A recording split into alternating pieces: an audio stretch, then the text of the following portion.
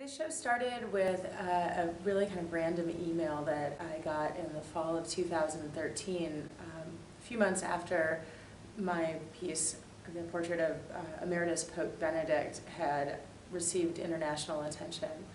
That piece was made out of 17,000 condoms, and though I'd never worked in the material before and really never intended to again, a distribution company contacted me because they had a client that was no longer paying for a space in their climate-controlled warehouse. And inside of that storage space were 10.5 tons or 1.2 million condoms. I believe they reached out to me because they felt that I could do something productive with the material rather than just seeing it go to a landfill. And so after some reluctance, really, Eggs Benedict was a major piece, and it was made in protest and also as an effort to get people to talk more about the role of world leaders when it comes to public health. I wasn't sure how I would deal with this opportunity, and in a large way because I usually work idea to material rather than material to idea. So after doing some thinking, I realized what an odd opportunity. Like, how often are you offered, a semi-load of anything? And so I also know that I am just one person. My view, my vision, my heart, it works in a certain way. And what I really wanted to do was to broaden the conversation of latex, of sexuality, of the possibilities of both the material and our lives, and how sex works within our lives. Now, very few people out there are condom-based sculptors. So really everybody in this show came aboard, I would send them sample packs, and then they would open it up, take a look at the various, whether it be the foil wrappers, the suede boxes that it came with, or the condoms themselves, and then start to figure out ways to get their message across. So there's a whole proposal part of becoming an artist in the show that can take up to about 3 months before you get your full shipment of condoms for you to make whatever your vision was. So yeah, it's an interesting show in that everybody on board is kind of working outside of their safety zone.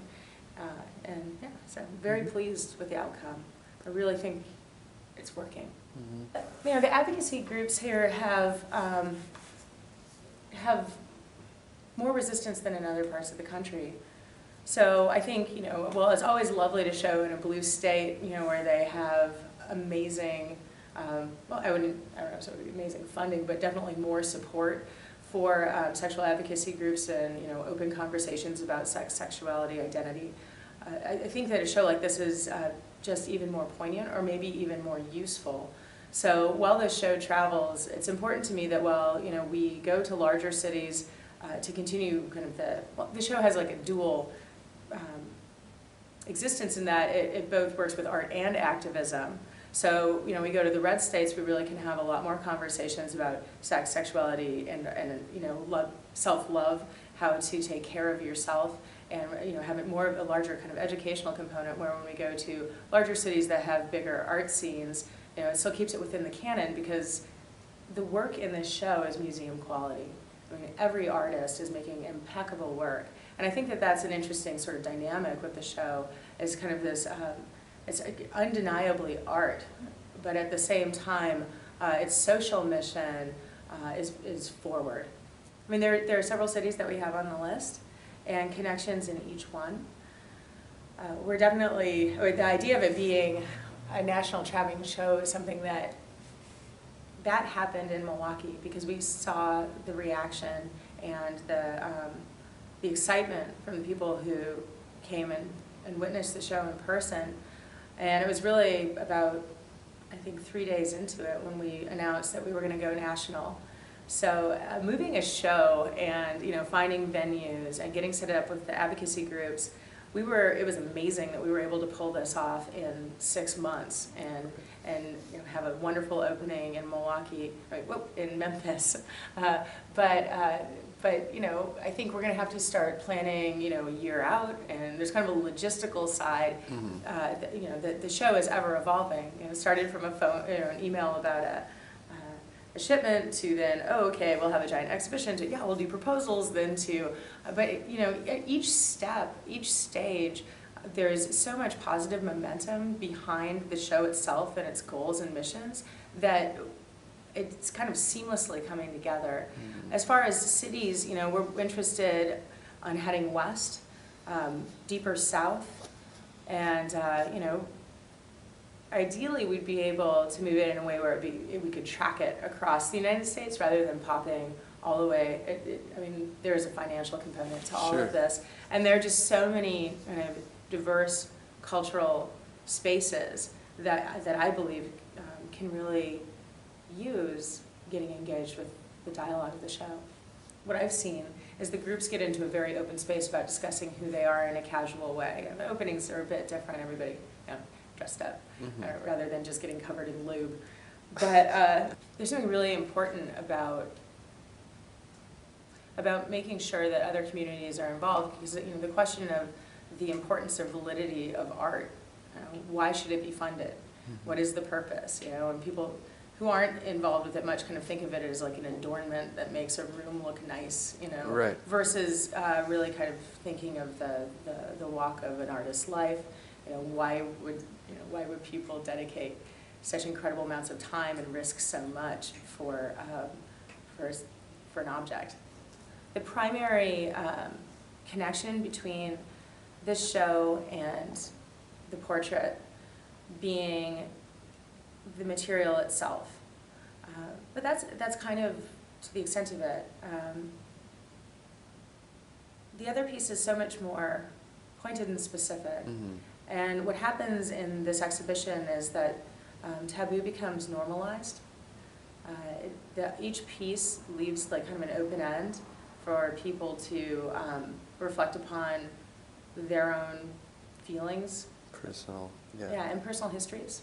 So, it is such a unique experience, and there's so much that goes on with this show that has to do with community outreach and the cultural flavor changes when we show up in a new city. And every venue is different. The work can't. The floor plans are different, and it's great to be able to see new pieces are added and pieces sell. So the show it's a living material. They're living artists, and the show is ephemeral. With that said, we have the catalog as a way to kind of solidify all of the various ideas and expressions that have come through the minds of all of these artists. But seeing it come alive again is a great thing to see. I guess from the very beginning, I've always created events. Happenings. It's okay if somebody puts their iPod on, and some venues that's what you got to work with. I prefer having a DJ over that. I think that art is best when it is a collaborative experience, and so are openings. I feel so absolutely fortunate that I saw Khadija Hassan's show the night before, accidentally, just with a group of friends, on the road. It was so, kind of serendipitous, and her words align with, and her humor with the goals of the show. So Preservatif is condom based, but sex and gender are also language based. So having that sort of performance is perfect, as well as the support of so many incredible Memphis bands.